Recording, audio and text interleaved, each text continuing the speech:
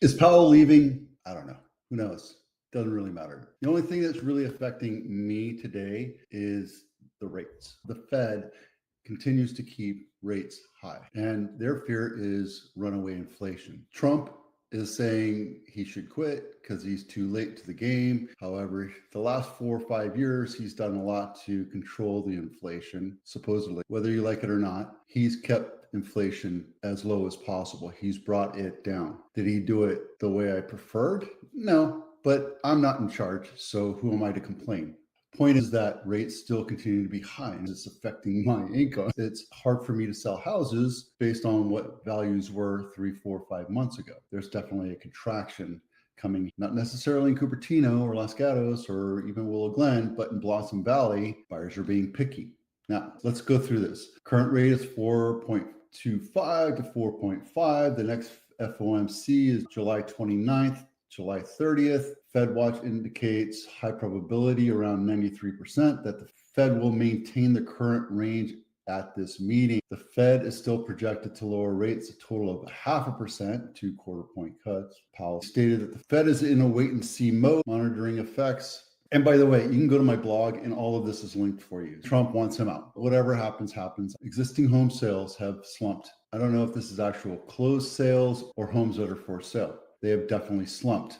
Now, this was part of the matrix that we put together 3, 4 years ago, going into a recession, knowing that home sales will slump. And they definitely have nationwide. Housing affordability index is now lower than the 100% nominal. Anything below 100% makes it less affordable. Anything above makes it more affordable. So March of 2025, across the nation, housing was affordable. Federal fund effective rate is still 4.25, not as low as it was, but it's low. And we're slashing prices, right? Well, not slashing prices. Unemployment is not a bad thing. Right now, 4% of the nation is unemployed. GDP says that we're not so bad, right? All items 8.86. That was because of the inflation and everybody needed to buy goods and money was cheap. So now we're coming back down to normal. So inflation is back down to normal. We want it 2%, but we're at 3%. So plus or minus, I think we're doing not so bad. Powell's fear is that this would spike if we raised rates or lowered rates. If we lowered rates, money would become cheap again and prices would inflate. I don't know if that's true or not. However, when we look at rates, the job market, the stock market, inflation, GDP, CPI, all this other stuff, we're still seeing the stock market do great. Now, overall, it's doing great. If we look at today, we're down 200 points, right? Same with the S&P. We're at an all-time high, 6,200. But if we look at today, it's kind of going down. Well, from where it started, 3 points. And if you listen to Crash Bros, I know I always talk about him, but this is one of them, and he's linked down below. There are plenty of them. He just happens to pop up on my YouTube all the time. He is saying that housing affordability is out there and being crushed or decimated, but his job is to bring eyeballs to his YouTube channel so people watch him. So he's talking about all these outliers that are happening. Could it happen? It absolutely could happen. We could go into a massive recession tomorrow. I've been saying that for the last 3 years. Before that, I thought 2018 we were going to be in a recessionary period or a peak, a plateau, but the market kept on going and then COVID happened, which stalled for a little bit, and then the market just took off, which we saw inflation. Now we're bringing it back down to normal, and here we are. So let's go to the numbers. I'm trying to stay at the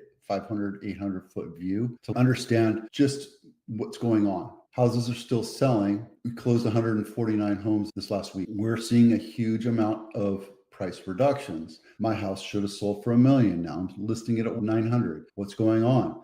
The market's contracting. And here's the thing. If your house is on market over 15 days and you still don't have an offer, your house is overpriced for today. The market's contracting. It's nothing against your house or your agent. It's also the summer. When housing markets get slow, prices contract. So we're at the tail end. What happens if we don't see rates go down at the end of July? Nothing. We're still going to see the contraction happen. So we'll see September and then November, and then we'll be in 2026. September and November, we'll see rate cuts, a total of 50 basis points or a 0.5%, 2/4 point cuts by the end of 2025. That means if we don't do it in July, we're going to do it in September and November, or we'll just wait until November and do a full 0.5 point, depending on the winds of change, the Ides of March. We'll see the market accept a 1/4 point reduction. Is that good or bad? Depends on where you stand. If you're selling, it's not great. If you're buying, it's great.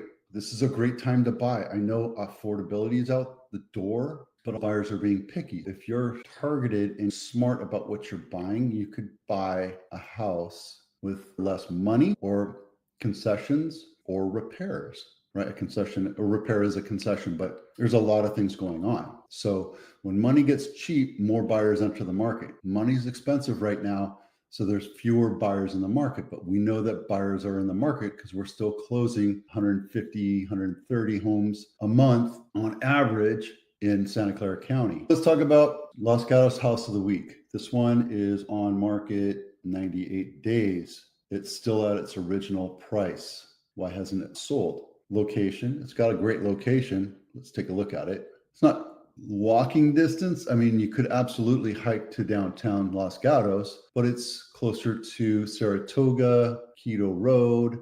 So you're on a drive to get there. Condition. This is a 4-bedroom, 2.5 bath, 2,600 square foot house built in 1975, Montclair Road. Not my listing, by the way, and nothing against the agent or the seller, but it's the old Dutch style house, multiple add-ons to it. It's been updated, nicely white, nicely fresh. The Corian counters looks a little dated. You have some fluorescent going on. Fluorescent's kind of a thing of the past, which screams dated, but also the finish of the cabinets. I would have painted the cabinets white, freshens up the house, makes it look a little bit less dated. This fireplace is screaming date, right? You have a nice big, huge garage.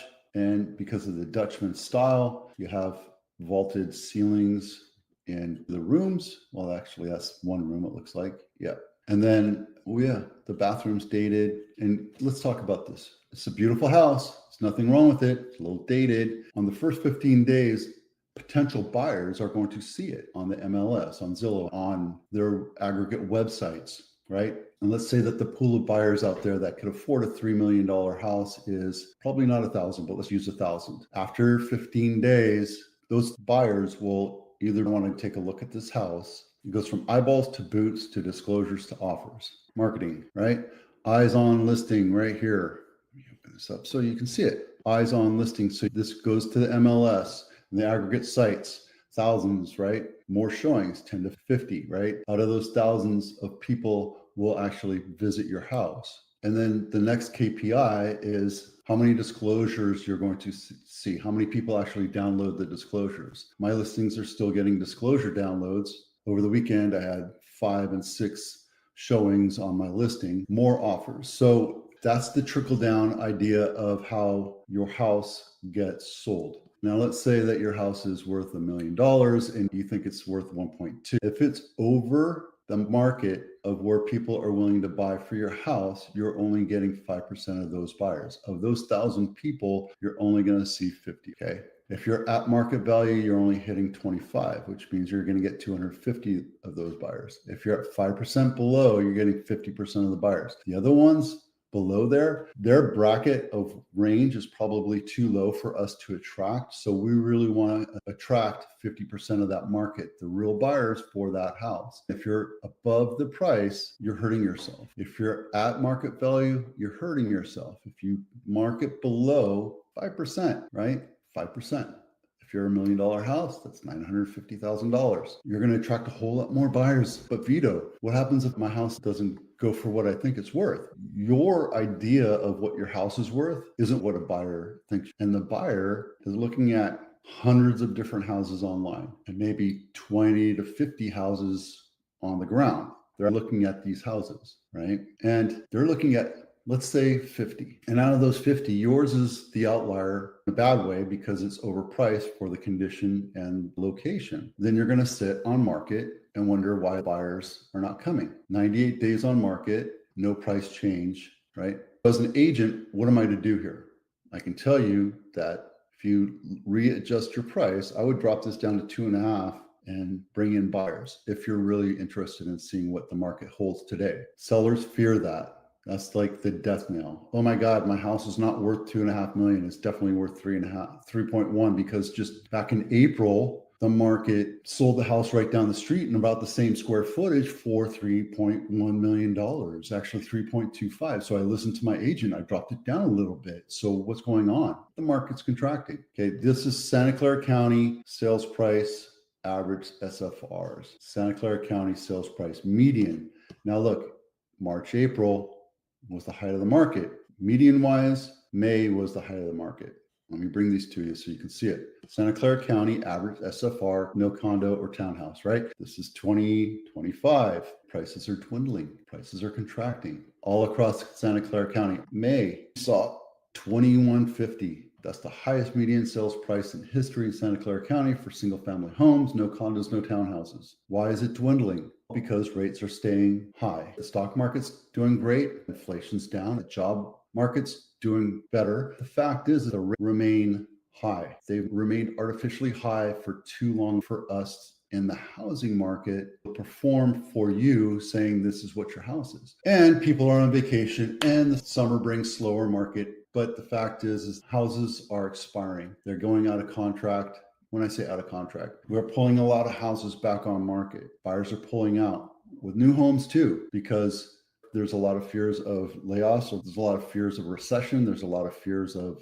affordability. So they're just pulling out. Number of canceled, withdrawn, and expired listings, Santa Clara County, single family homes only, not condos or townhouses, because I like to keep it baseline. We've had a huge number of cancellations in May. And in June, we're still seeing 234. That resets every month. So I don't know what July is. We're going to see that happen quite a bit over the next couple months. 2022 happened right when the rates went up. We went from 2.5% up to 4 to 5 to 6 to 7. That's exactly when that happened. And then it went back down to normal because people got used to it. But people are fatigued with the 7%. That's it for now. That's a lot of talking, isn't it? All right. So now you kind of understand the mindset of the real estate. I'd love to hear your point of view. I try not to bring politics into this. I just try to show you the facts so you can make those decisions on your